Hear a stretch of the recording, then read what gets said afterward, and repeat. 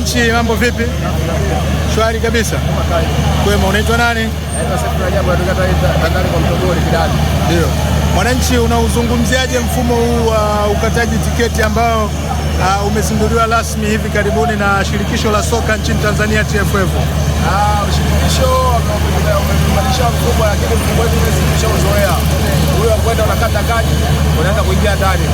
Lakini mfumo wa sasa hivi umebadilisha. Sijui kwa nini. Yaani mfumo huu umebadilika kwa sababu gani umebadilika? Sisi tushazoea kukata kadi. Ukikata kadi unaingia ndani. Ndio. TFF wameuanzisha mfumo huu kuelekea kwenye mashindano ya AFCON ambayo yatafanyika mwakani 27 na ni mfumo ambao unafanyika katika wenzetu kwa nchi zilizoendelea na huu utazoeleka tu hivi karibuni, lakini imekuwa ni changamoto. Unaona ni wananchi wengi wameshindwa kuongea. Wewe una lipi la kushauri TFF kabla ya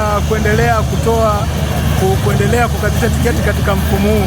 Ulikuwa unapendekeza kitu gani ili kiweze kufanyika? Yaani mfumo huu lazima TFF mfumo huu ubadilishe. Tushazoea mfumo wetu wa zamani. Ndio. Lakini ukiendelea kama hivi kila siku watu watagombana. Watu watagombana. Bora kama hivi foleni unaliona ile hapo bado haijapungua bado. Na watu bado wanazidi kupata tiketi na mtandao unasumbua. Ndio. Unaona? Ndio. Wewe unaonekana ni mwananchi lialia, mwananchi kipenzi kabisa. Kama mshabiki wa Dar es Salaam Young Africans, matarajio yako ya kikosi cha Dar es Salaam Young Africans kwa msimu wa 26-27, wewe ni yapi maoni yako kuhusiana na kikosi chako ambacho viongozi wa klabu ya Yanga wamekisajili kuelekea msimu huu?